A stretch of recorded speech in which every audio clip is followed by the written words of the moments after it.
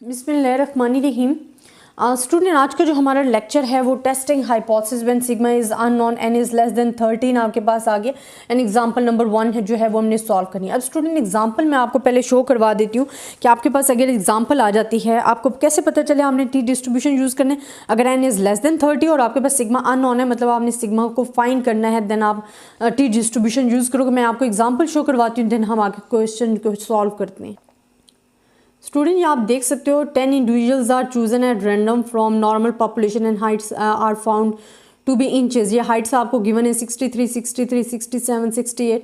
In the light of these data discuss the suggestion that mean height in the population is 66 inches. Student, जैसे कि मैंने आपको question show करवाया है जिसमें उन्होंने कहा है कि आपने जो अपनी मीन हाइट है ना वो आपने लेनी है जी 66। मतलब फर्स्ट स्टेप हमारे पास क्या आ जाता है, हाइपोथेसिस हमने बनाने हैं। हाइपोथेसिस हमारे पास 2 टाइप्स होते हैं, एक नल हाइपोथेसिस होता है, एक आपके पास क्या होता है अल्टरनेटिव होता है।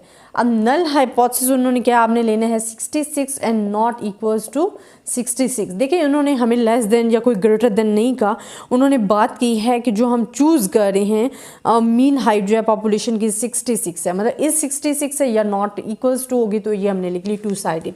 अच्छा, level of significance next step होता है। नेक्स्ट स्टेप हमारे पास क्या है, लेवल ऑफ सिग्निफिकेंस, जिसमें हमने लेवल ऑफ सिग्निफिकेंस को डिस्क्राइब करना होता है। आ रहा है अगर तो आपको लेवल ऑफ सिग्निफिकेंस गिवन है तो बेस्ट है, अगर नहीं गिवन तो you can take alpha is equal to 0.05। Third step हमारे पास आ जाता है टेस्ट स्टैटिस्टिक, जिसमें हमने फार्मूला लिख कर बता के हमने बताना होता है कि हमारे पास क्या वैल्यूज़ आ रही हैं। अब टेस्ट स्टैटिस्टिक में फार्मूला आप टी का यूज़ करें, X bar minus mu and S under root N.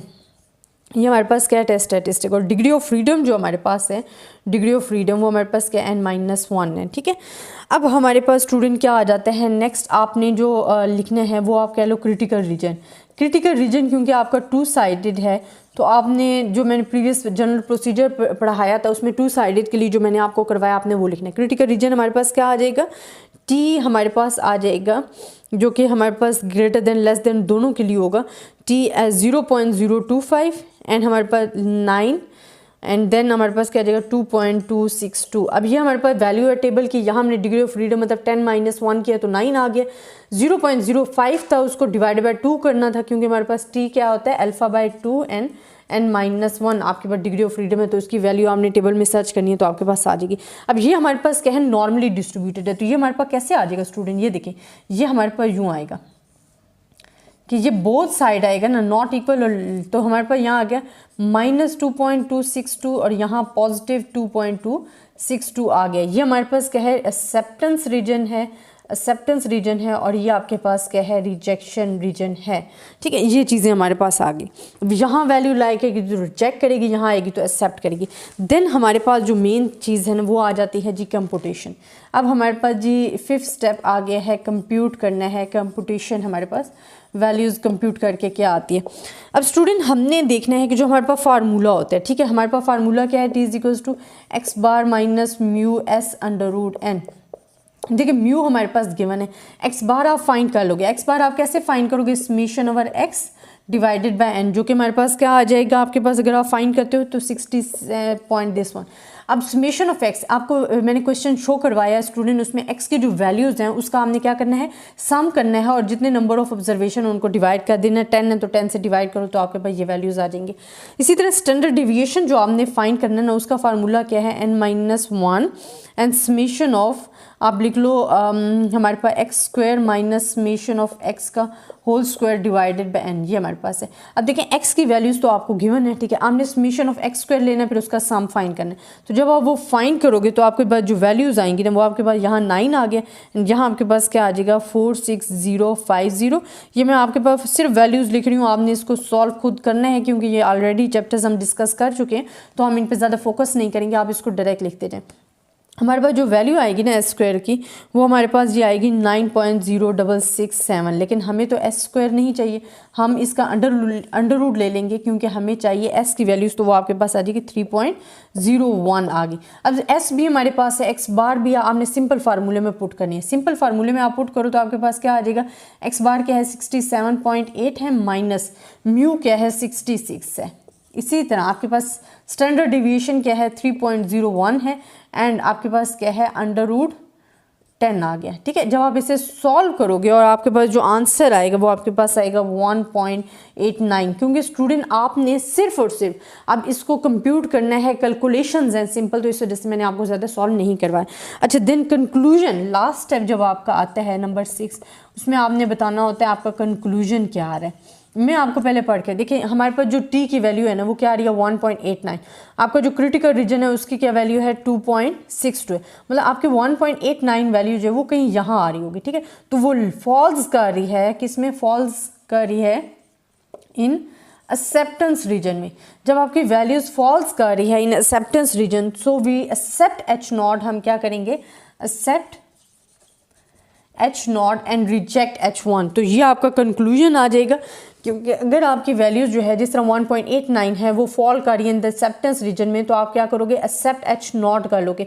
आपने H0 कहा था कि μ = 6, तो accept H0 and reject H1। ठीक है, तो ये आपका कंक्लूजन आ जाएगा। इस तरह आपने क्वेश्चन सॉल्व करनी है। अगर इससे रिलेटेड आपकी एक्सरसाइज में बहुत सारे क्वेश्चन है, आपने उनको सॉल्व करना है, प्रैक्टिस करनी है बार बार, तो इंशाल्लाह आपको समझ में आ जाएगा। आई होप स्टूडेंट आपको इस एग्जाम्पल की समझ आई होगी। अगर फिर भी किसी किस्म की आपको प्रॉब्लम है तो आप मुझसे डिस्कस कर सकते हैं, इंशाल्लाह मैं आपको बताऊँगी। और तब तक के लिए अल्लाह हाफिज़। बिस्मिल्लाहिर्रहमानिर्रहीम। स्टूडेंट, हमारे पास एग्जांपल नंबर 2 है testing hypothesis when sigma unknown and n is less than 30 है। एग्जांपल्स जो है एग्जांपल नंबर 2, उसमें भी मैं आपको कुछ चीज़ें डिस्क्राइब करना चाहती हूँ ताकि आपको अच्छे तरीके से समझ आ जाए कि हमने सॉल्व कैसे करना है अपने क्वेश्चंस को।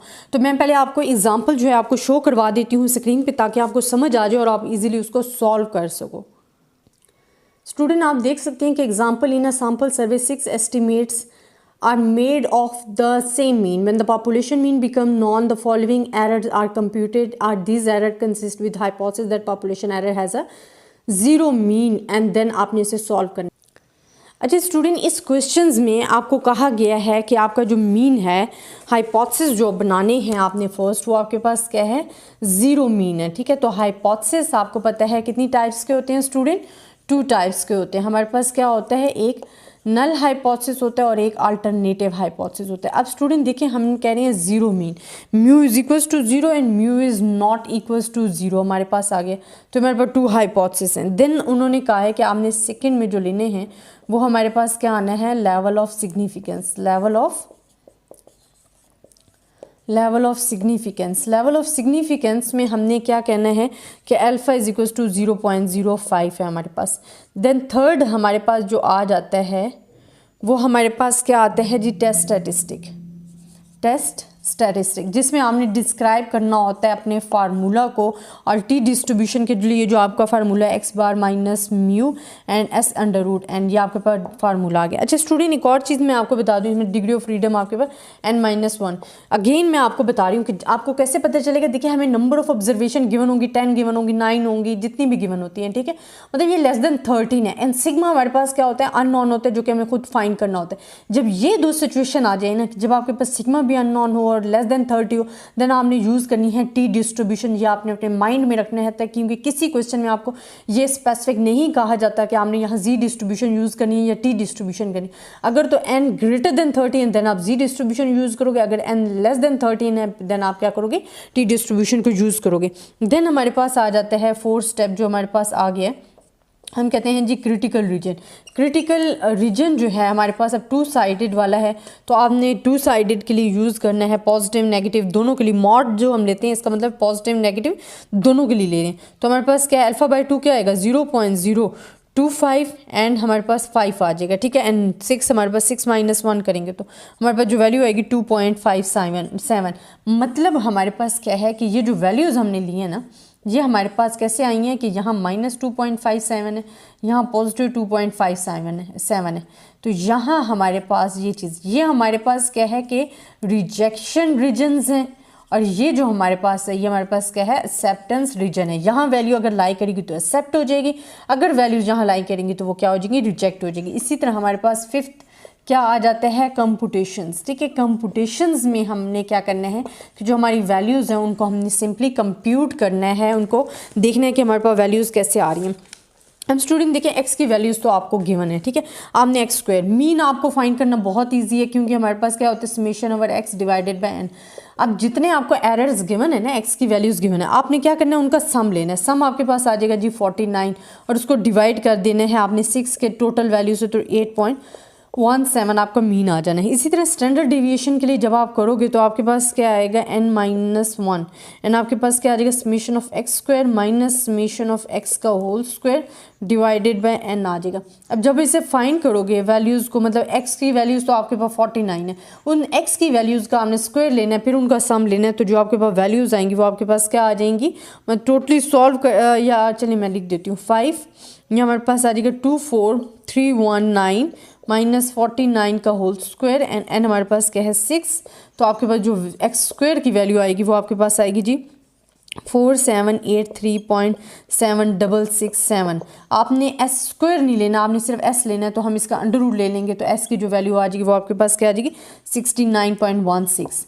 अब हमने सिंपल जो आपके पास ये फार्मूला इसमें पुट करना है, टी का फार्मूला हमारे पास क्या है, एक्स बार हमारे पास क्या है 8.17 है, एक्स बार माइनस म्यू हमारे पास क्या है 0 है एंड एस हमारे पास क्या है 69.16 है एंड अंडर रूट हमारे पास क्या है 6 है।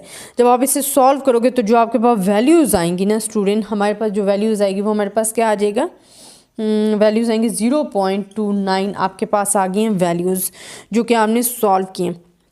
अब स्टूडेंट आपने ये वैल्यूज सॉल्व करने के बाद क्या करना है कि लास्ट स्टेप आपने कंक्लूजन लेना है कि आपने रिजल्ट क्या कंक्लूड किया, ठीक है, कंक्लूजन।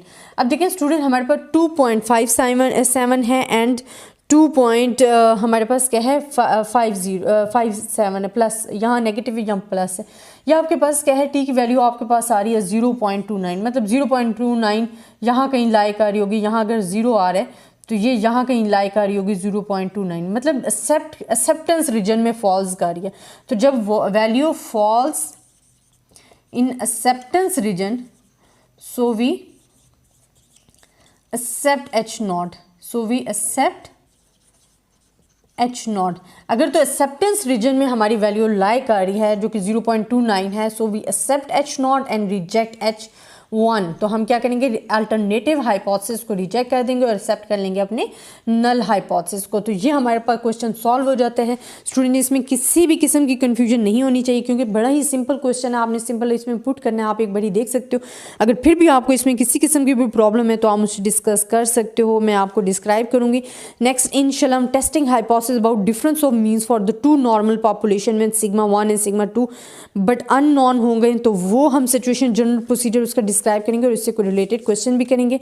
आई होप स्टूडेंट आपको मेरा लेक्चर पसंद आया होगा। किसी भी किस्म की कंफ्यूजन आप मुझसे डिस्कस कर सकते हैं। तब तक के लिए अल्लाह हाफ़िज़। बिस्मिल्लाहिर्रहमानिर्रहीम। स्टूडेंट आज का जो हमारा टॉपिक है वो है testing hypothesis about difference of means. तो फर्स्ट ऑफ ऑल हम जनरल प्रोसीजर इसका डिस्कस करेंगे कि अगर हमारे पास टू पॉपुलेशंस गिवन हैं तो हमने उनको टेस्टिंग हाइपोथेसिस के लिए कैसे जो है सॉल्व करना है, तो इसका जनरल प्रोसीजर्स जो है पहले हम उसको डिस्कस करेंगे कि हमने इसको कैसे डिस्कस करना है। स्टूडेंट आपके पास जब आ जाता है testing hypothesis about difference of means of two normal population when sigma 1 and sigma 2 equal हो बट अननोन हो, तो आपने उसको कैसे देखें। जब स्टूडेंट हमारे पास सिग्मा 1 एंड सिग्मा मतलब sigma 1 is equals to sigma 2 हो, मतलब इक्वल हो बट आपके पास क्या हो अननोन हो, तो फिर आपने कैसे सॉल्व करना होता है, फिर हमने लेना होता है पूल्ड एस्टिमेटर, मतलब SP² हमारे पास आ जाता है जो कि क्या होता है हमारे पास N1 - 1 S1² and plus N2 - 1 S2² and हमारे पास क्या आ जाते हैं N1 + N2 - 2, ये हमारे पास आ जाते हैं जब अगर हमारे पास वैल्यूज़ जो हैं क्या हों कि हमारे पास वैल्यूज़ पूल्ड एस्टिमेटर हों कि सिग्मा 1 एंड सिग्मा 2 इक्वल हो बट अननोन हो, फिर हमने पूल्ड एस्टिमेटर लेना होता है। अच्छा मैं इसका जनरल प्रोसीजर आपको बता देती हूँ ताकि आपको पता हो कि हमने इसे सॉल्व कैसे करना है। फर्स्ट ऑफ ऑल तो आपने बनाने हैं हाइपोथेसिस, ठीक है। आपने क्या करना है हाइपोथेसिस जो हैं उनको डिस्क्राइब करना है, बनाना है। आपके पास 2 हाइपोथेसिस होंगे, एक H1 होगा, एक H नॉट होगा, एक H1 होगा। H नॉट जो होता है ना वो आपके पास क्या होता है कि हमारे पास नल हाइपोथेसिस होता है और डिफरेंस ऑफ मीन्स होगा is equals to mu not, और अल्टरनेटिव हाइपोथेसिस इसके क्या होंगे, अगेंस्ट अप्रोप्रिएट अल्टरनेटिव होगा, या तो -1 -2 मतलब μ1 -μ2 is not equals to this one होगा, ग्रेटर देन होगा, लेस देन होगा, वो इसके अप्रोप्रिएट आएगा, ठीक है। देन सेकंड हमारे पास जो आ जाता है ना वो आ जाता है level of significance. Student level of significance हमारे पास के how much we are confidence that our values accept और रिजेक्ट, ठीक है। तो हमारे पास लेवल ऑफ कॉन्फिडेंस अगर तो गिवन हो तो ठीक है, अगर नहीं गिवन तो alpha is equal to 0.05। Then हमारे पास जो थर्ड स्टेप है वो आपके पास आ जाता है जी टेस्ट स्टैटिस्टिक। जब टेस्ट स्टैटिस्टिक की बात आती है तो आपने फार्मूला डिस्क्राइब करना होता है कि कौन सा लगेगा। देखिए हमारे पास डिफरेंस ऑफ मीन्स है तो आपके पास क्या आएगा, टी जो हमारे पास आएगी वो क्या आएगा, x⁻1 minus x⁻2 and minus μ1 minus μ2, वो जो भी वैल्यूज़ गिवन होंगी। देन हमने क्या लेना होगा, SP मतलब पूल्ड एस्टिमेटर्स हमने लेना है जो कि हमारे पास सिग्मा स्क्वायर होगा, क्योंकि हमारे पास σ1 σ2 इक्वल होते हैं बट अननोन होते हैं, तो उसके लिए हमने फाइंड करना है। अच्छा अभी हमारे पास क्या है, अगर आपने SP स्क्वायर लेना है जो क्या वैल्यूज़, तो आपके पास क्या फार्मूला होगा, मैं अभी बता भी चुकी हूँ, n1 - 1 S1 square plus n2 - 1 S2 square and n1 plus n2 minus 2, आपके पास ये आ जाएगी वैल्यूज़, ठीक है। और आपको ये तो पता है कि आपने S1 square and S2 square कैसे फाइंड करना है, कि S1 स्क्वायर जो आप फाइंड करते हो वो हमारे पास क्या होता है, n1 - 1 summation of x minus x बार का होल स्क्वायर, और इसी तरह S2 के लिए भी आप फाइंड कर सकते हो। तो ये तो आपके पास आ जाएंगी वैल्यूज़, और इसमें जो डिग्री ऑफ फ्रीडम होगी ना, जो हमारे पास डिग्री ऑफ फ्रीडम म्यू होती है, ठीक है, वो आपके पास क्या होगी, n1 प्लस n2 माइनस 2, कि हमारे पास 2 वैल्यूज़ हैं, 2 सैम्पल साइज गिवन है, तो हमने क्या करना है, n1 माइनस n2 माइनस 2 जो है वो अपनी डिग्री ऑफ फ्रीडम को ले लेना है। देन हमारे पास जो मोस्ट इंपॉर्टेंट 4th स्टेप आ जाता है वो आपके पास आ जाता है जी